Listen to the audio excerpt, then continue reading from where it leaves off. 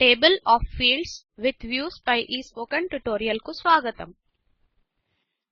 ఈ ట్యుటోరియల్ లో మనం ఒక ఫీల్డ్ యొక్క టేబుల్ ని ఎలా సృష్టించాలో నేర్చుకుందాం. ఈ ట్యుటోరియల్ రికార్డ్ చేసేందుకు నేను ఉపయోగించినవి ఉబుంటూ లినక్స్ ఆపరేటింగ్ సిస్టమ్, డ్రూపల్ 8 మరియు ఫయర్ ఫాక్స్ వెబ్ బ్రౌజర్. మీరు మీకు కావలసిన వెబ్ బ్రౌజర్ ని ఎంచుకోవచ్చు. ఇప్పుడు టేబుల్ ఆఫ్ ఫీల్డ్స్ అంటే ఏమిటో తెలుసుకుందాం. భవిష్యత్తులో జరిగే ఈవెంట్ల జాబితాను టేబుల్ లో ఇలా చూపించాలనుకుంటున్నారనుకోండి. ఇక్కడ యూజర్ కొన్ని ఈవెంట్ల వివరాలతో పాటు వాటి తేదీని కూడా చూడవచ్చు. ఇక్కడ చూపిన ఫీల్డ్లు ఈవెంట్ కంటెంట్ టైప్ లో ఉన్నాయి. ఇక్కడ కొన్ని ఈవెంట్ల కొన్ని ఫీల్డ్స్ లను మాత్రమే చూపిస్తాము. ప్రత్యేకంగా ప్రస్తుత తేదీ తర్వాత వచ్చే తేదీల ఈవెంట్లను మాత్రమే చూపిస్తాము. ఇలాంటి కంటెంట్ల జాబితాను వేరే ప్రోగ్రామ్లలో రిపోర్ట్స్ లేదా క్వెరీ రిజల్ట్స్ అని కూడా పిలుస్తారు. ఫీల్డ్స్ యొక్క టేబుల్ కొరకు ఒక వ్యూ ని సృష్టిద్దాం. ఇప్పుడు ముందే సృష్టించిన మన వెబ్ సైట్ ని తెరుద్దాం. షార్ట్ కట్స్ కి వెళ్ళి ఆ తర్వాత వ్యూస్ మరియు యాడ్ న్యూ వ్యూ పై క్లిక్ చేయండి. దీనికి అప్కమింగ్ ఈవెంట్స్ అనే పేరునిద్దాం.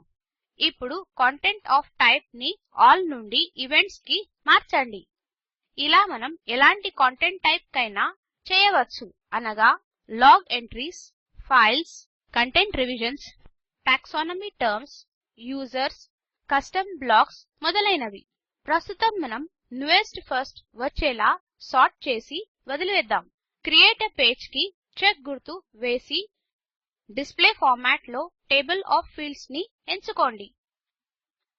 మనం ఐటమ్స్ టు డిస్ప్లే లో 10 ని అప్రమేయ విలువగా ఉంచుదాం.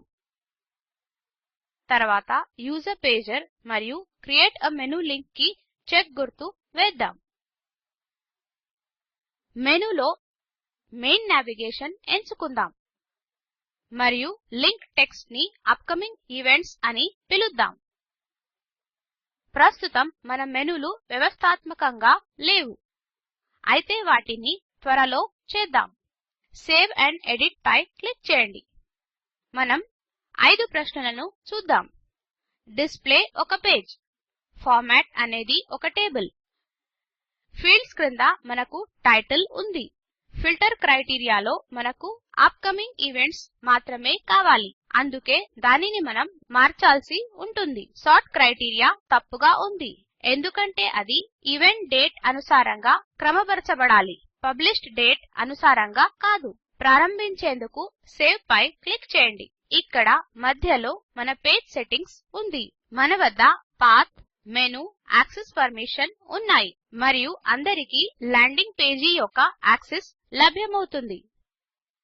ఇక్కడ ఉన్న యాడ్ బటన్స్ క్లిక్ చేయండి. ఒక హెడర్ లేదా ఒక ఫుటర్ ని చేర్చవచ్చు. ఫలితం లేకపోతే ఏమి చేయాలో అనేది ఇక్కడ చేర్చవచ్చు. ఒక పేజీలో ఎన్ని అంశాలు చూపించబడాలో అనేది కూడా పేర్కొనవచ్చు. మరియు వ్యూ దిగువన రీడ్ మోర్ లింక్ తో బాటు పేజర్ ఉందా లేదా కూడా పేర్కొనవచ్చు. అడ్వాన్స్డ్ ట్యాబ్ క్రింద ఉన్న వాటిని ఈ ట్యుటోరియల్ లో మనము చర్చించము. ఈవెంట్స్ మరియు యూజర్ గ్రూపులను మనం ఇంతకు ముందే జోడించాము. మన ఈవెంట్లను ప్రాయోజించే యూజర్ గ్రూపుల నుండి సమాచారాన్ని రాబట్టి ఈ వ్యూ లో పొందుపరచగలం.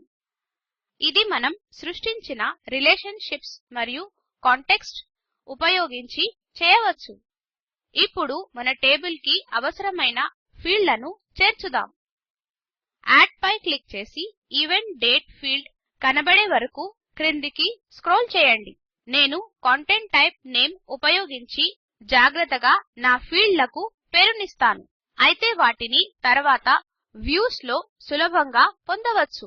ఈవెంట్ డేట్ కి చెక్ గుర్తు వేసి అప్లై క్లిక్ చేయండి. ఇక్కడ కొన్ని సెట్టింగ్లను ఎంచుకుందాం. ప్రస్తుతం క్రియేట్ ఎ లేబుల్ మరియు ప్లేస్ ఎ కోలన్ ఎంపికలకు చెక్ గుర్తు ఉంది.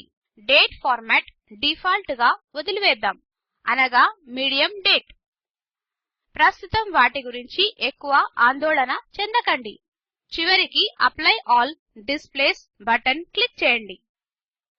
ఇప్పుడు మన వద్ద రెండు కాలమ్లు టైటిల్ మరియు ఈవెంట్ డేట్ ఉన్నాయి తర్వాతి ఫీల్డ్ ని చేర్చుదాం యాడ్ క్లిక్ చేసి ఈవెంట్ లోగో కనిపించేంత వరకు క్రిందికి స్క్రోల్ చేయండి దానిని ఎంచుకొని అప్లై క్లిక్ చేయండి ఈసారి క్రియేట్ a లాబెల్ ఎంపిక నుండి చెక్ గుర్తు తొలగించండి థంబ్నెయిల్ అనబడే ఇమేజ్ స్టైల్ ని ఎంచుకుందాం తర్వాత లింక్ ఇమేజ్ టు క్రింద ఉన్న డ్రాప్ డౌన్ లో కంటెంట్ ఎంచుకోండి తర్వాత ట్యుటోరియల్లలో ఈ లేఆఉట్ కోసం ఒక ఇమేజ్ స్టైల్ ని ఎలా సృష్టించాలో నేర్చుకుందాం అయితే ప్రస్తుతం థంబ్నెయిల్ ఎంచుకుందాం అప్లై క్లిక్ చేయగలరు ఇప్పుడు ప్రివ్యూలో ప్రతి ఈవెంట్ కొరకు డెవెల్ ద్వారా నిర్మించబడిన